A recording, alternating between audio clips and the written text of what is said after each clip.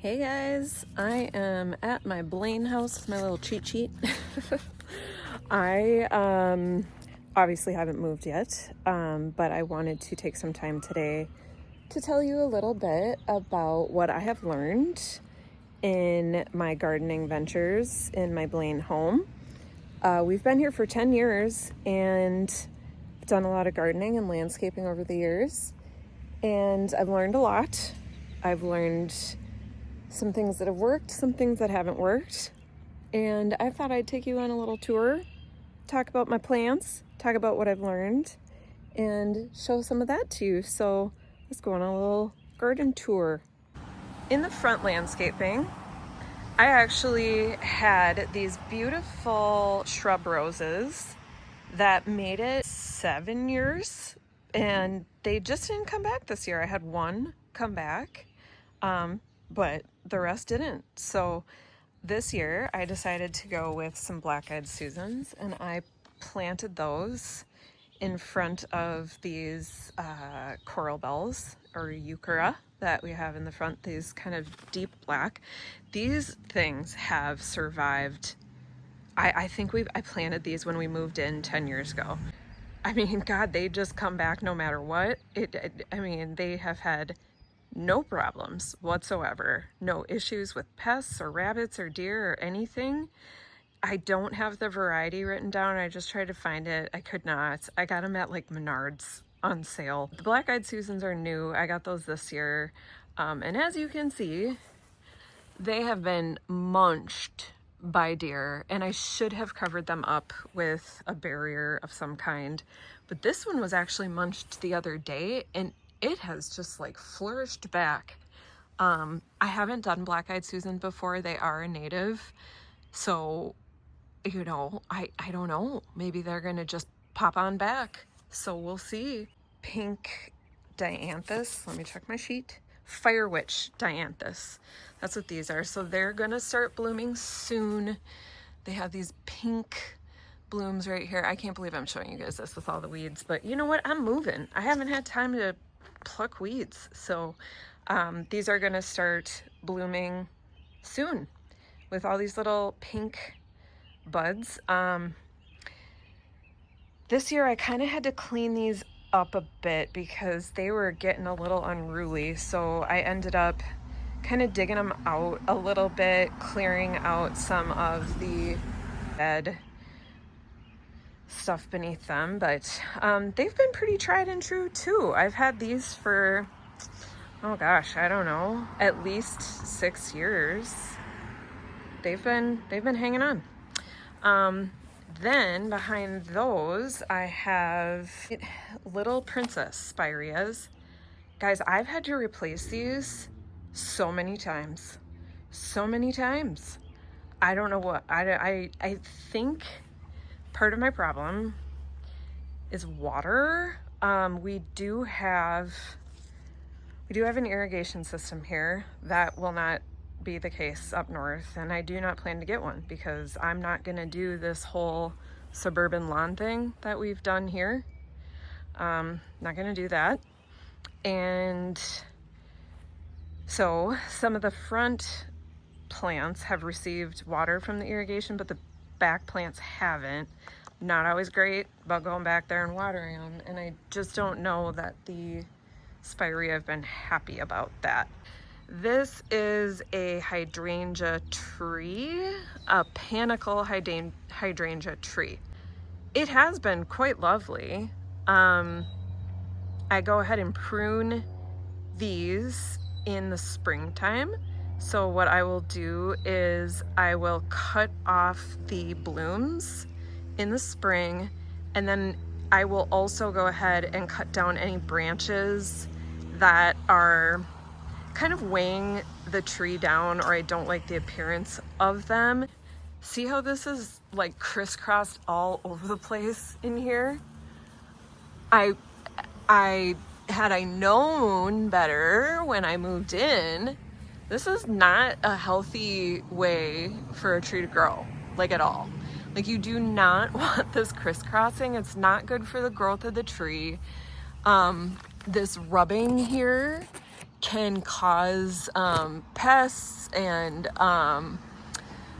it can cause, what do you want to call it? Like, can cause injuries to the tree, and it's really not good for its growing habit. What I've learned is when you plant a tree and it's young, you want to prune it so that it can grow in a way that doesn't crisscross like that. So when I plant little trees in my new property, I'm gonna know that, and I'm going to prune them more appropriately, so that it doesn't grow like this. Lesson learned. Also, these are Salvia Cardonna.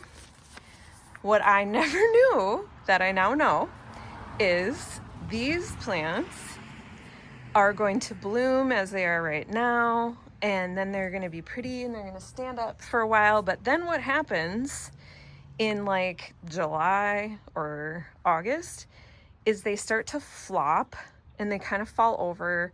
The blooms are done and they kind of look like crap, and I hate them because of that.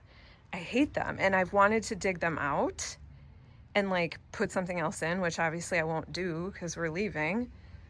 But turns out, guys, what you're supposed to do is when these are done blooming in about midsummer, you're supposed to cut them all the way down to the ground.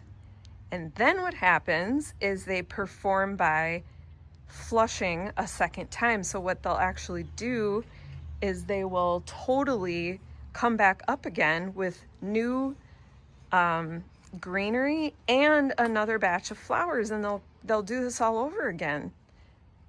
Didn't know that. Now I know. Too late though, because I'm moving out. So if I ever get salvia again, now I know I can make them look like this a second time. Who knew? I know now. These are Hosta of some variety. Guys, Hosta are so pretty. They're great for shade environments. They add a lot of color.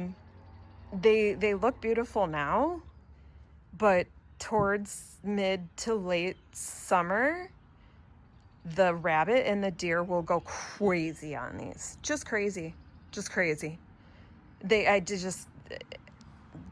I just don't think I'll ever do them again. This is a Tango Weigela. Beautiful pink blooms in the spring. And I love kind of like the deep sort of, I don't know, what is that, a plum burgundy color that this gets? This is a beautiful bush. You know, I don't know though. It just doesn't bloom great in this spot. I don't think it gets enough sun over here, but it is pretty. I mean, look at how cool these hostas are though. They get huge. They look wonderful this time of year. I think the deer just have enough other things to eat this time of year. Oh, nope. Look at that. They went nuts right there. Just kidding. This is why. No, they went nuts right there too. See? They just love hostas. They went nuts right here too. I just haven't been on this side of my house. They ate right there. I just won't do it. So I'm gonna not do chemicals anymore. Actually, I'm gonna come back to the front because I want to show you guys this. We're not gonna do chemicals anymore. And this year, we canceled our lawn service completely. So we haven't put any chemicals on our lawn this year. It is right now, it's June 6th. Most of our neighbors still do chemical services. So if you look right now, sorry neighbors, but look at the difference in color between our lawn and the neighbor's lawn. It's just so much lighter. Sorry other neighbors, but like again, they do service over here. Just look at the difference in color between a chemically treated lawn and a non-chemically treated lawn.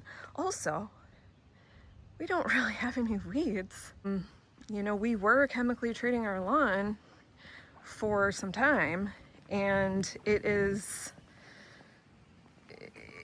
still no weeds. what I've learned is these chemicals you put in your yard, we excessively lay them because, I mean, we had them come in like once a month. You do not need that, guys. So bad. And it stays in your yard for so long. And yeah, sure does. We don't have weeds. No weeds. Looks a little different, you know, it's like patchy or whatever, but still no weeds.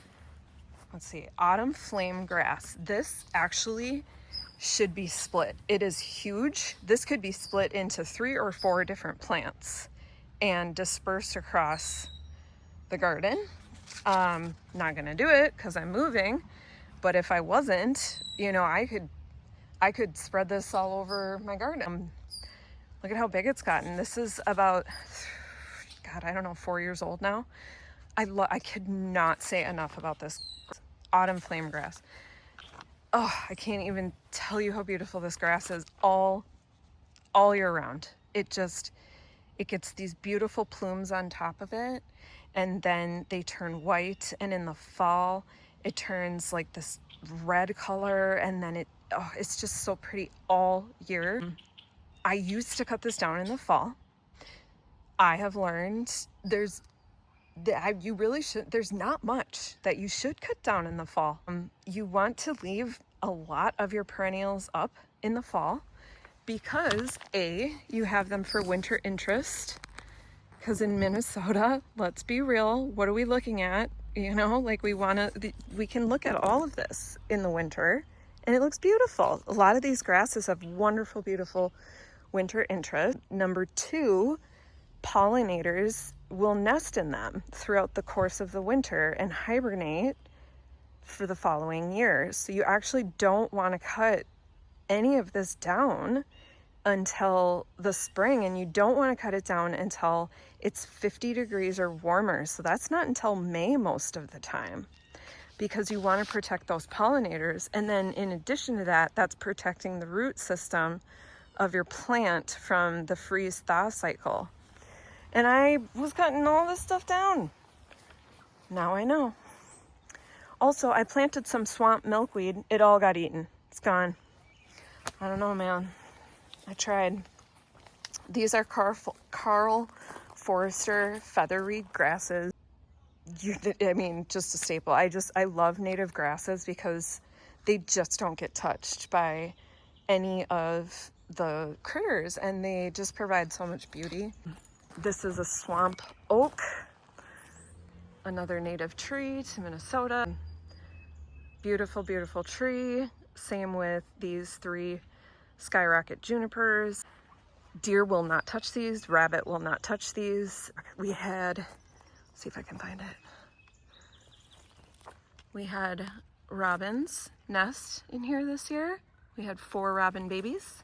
They fledged and have left the nest, but it was beautiful to watch them. See, these are Limelight Hydrangeas. Boy, have I learned about these. Number 1, too shady of a spot. They have never bloomed for me. Number 2, they need a lot of water. They don't get enough back here. Number 3, I have never pruned these. Yeah, you're totally supposed to. Do you know what you're supposed to do? Which I've never done. You're supposed to cut all these little baby branches back because they can't support anything.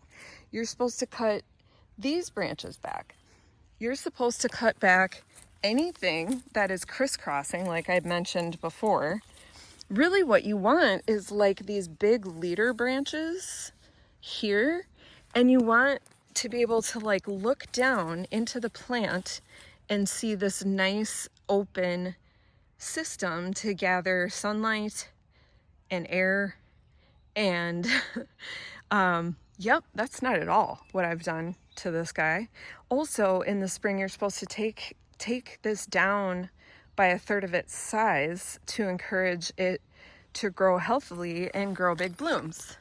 And because I've never done any of those things, that's why she just looks like crap. So probably why I've never gotten blooms. So there you go. Because these are like, I don't know, 6 years old or something like that. Never gotten blooms, not one time. Also, I think the deer and rabbit have probably gone after that, but now I know. Now I know. These are Coleus. Coleus are annuals. They perform well in shade and sun and partial sun. They just do it all. Also, they add a pop of color. They get really big. Coleus kind of is an amazing plant, and I've never used it in the beds of my garden before. I've used it in pots over and over and over again, but I've never used it in beds. And I spent so much time this year looking at different gardens and YouTube channels and things, and I can't believe how gorgeous it looks when it's mature in beds. Like, I'm sad I won't be here to see this mature. It's gonna be gorgeous. You're welcome, new buyers. This is Ligularia. Nope. Hang on. Yeah, it is. Little Rocket Ligularia. These get these beautiful yellow spikes that will pop out of them. They like shade, and they're beautiful. Another Limelight Hydrangea that I have never taken care of properly. Okay, these are some of my favorite plants. These are definitely going to get planted up north. I love them so much. These are Sun Kings. They are perennials. I will say later on in the year, deer will start to eat these, but it's not that noticeable, honestly. They take them down a little bit, but you know, it's one of those where I look at it and I'm like, did they get eaten? Maybe. It doesn't make that much of a difference, so I'm like, nah, they're fine. Who been digging over here? What's this? Who are you? These are Lantana. This is a annual. This is another one that I've never planted in the garden, but I was so inspired this year. I saw these in Arizona in a botanical garden. My mom saw these in Rome, huge in Rome. Like, can't believe how many places in the world actually have Lantana. For us, it's like annual, because in Minnesota, these would not survive our winters, but these do get a little bit of nibbles. They do, but God, look at how gorgeous they are. Oh my God, they're just beautiful. Hummingbirds love these. Pollinators love these.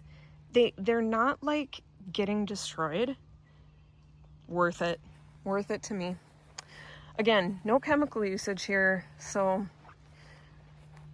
seems to be going okay. More Coleus. This was a Ligularia that I actually thought was a weed, and I pulled it. Whoops. Okay, this is Hot Lips Turtlehead. This is a native. I've had this for, oh God, probably like 7 years. I love how lush and beautiful they get. They get these little pink buds late in the season, like August. Unfortunately, the deer eat all the buds, but I do like the lush vegetation of them. So, you know, we just go with it. And my feeding station. You know what?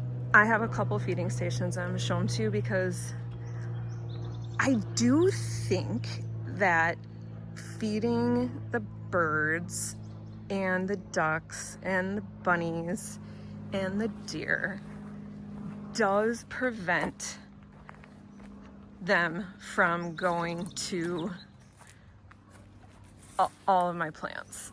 So I have one back here too that the deer come to all the time, and we see them like nibbling on the trees around here. Also, did you know that you should leave fallen logs in your backyards if you have this? Look at all these little holes. There are lots of ground birds that will make nests and homes in fallen logs. Actually, fallen logs are incredibly important to biodiversity and habitats for animals. So if you think they're ugly and you want to clean them up, just think twice. Think twice about it. Oh yeah. Okay, so then over here, so more feathery Foerster, Karl Foerster grass. These are Vision Astilbe. These are getting big. Those probably could be split too. Astilbe is another, like, Astilbe is a super plant. Like, nobody goes after it. Thrives in shade. Gets these beautiful plumes of pink or red color that pops probably mid-summer. It's just a go-to. Like it's really, you can't go wrong with it. Super low maintenance. Okay, this is Pulmonaria. Pulmonaria has struggled this year. Lungwort is another word for it. When it's established, it gets this kind of fuzzy, rough feel to it. When it's big, animals leave it alone, but when it's immature, rabbits go for it. So I've learned that you have to put, you know, a barrier around it, but I didn't do that and they went for it. My bad. These hostas are like literally just rabbit food. Like I don't even know why I have them here anymore. They're just rabbit food. That's all they are. These Astilbe are doing all right. They're not as big as the other ones. And then guys, this year I planted this. This is Anise Hyssop. It's another native. Dude, the rabbits are going after that too. And this one is like so sad. I don't even know if it's gonna make it. And I put one over here also. I don't know if it's gonna make it. So yeah, so far my experience with natives that I tried here, they're all getting eaten, every single one. So I have to figure that out when I get up north, figure out what to do with that. Hostas, I always knew would get eaten. This is a Tuanton Yew. It's an evergreen. Had another one on this side, didn't make it this year. These are Annabelle Hydrangeas. They do get floppy. Another one that I hadn't really understood how to prune. I think I did a better job this year. They get these big poofy white balls of floral on them. I do get floral over here. I do get a lot more sun over here, and they do get a lot more water over here, and I have been better about pruning them. So I have had success with these, but they do get floppy. So what I have learned about hydrangeas is, number one, you have to understand what kind of hydrangea you have. Is it a smooth leaf hydrangea? Is it an oak leaf hydrangea? Or is it a panicle hydrangea? Number two, depending on what kind of hydrangea it is, you may have to prune it differently because some hydrangeas bloom on old wood, some bloom on new wood. Some need to be pruned in the spring, some need to be pruned in the fall, some you don't prune at all. So know that, and know that most of them need a lot of water and a lot of sun. FYI. And then to kind of wrap it up, you know, I put these little barriers around this magic carpet Spirea and this orange rocket Barberry because they had been getting nibbled, but that was just until they got established. I need to take it off now. They don't need it anymore. God, they're pretty. Oh, look at this one. It's like busting out. They don't need it anymore. I gotta take these off. I took it off of this one. It is freaking gorgeous. So pretty. I will totally do this again. But you give me a lime green anything, I'm here for it. I just love the pop of color that it adds. This is an Autumn Joy sedum. Jeez, had some ducks land over there. Did you hear that? Y'all are loud. I love sedum. I will absolutely do sedum again in the new house. It gets pink blooms in the fall. Love. This is another Tango Weigela. It did not bloom. I don't know. I've had to replace Weigelas here a couple of times. They never seem to do well. I can't explain it, guys. I don't know. All right, that's the Blaine Garden Walk. Hope you enjoyed it. See you later.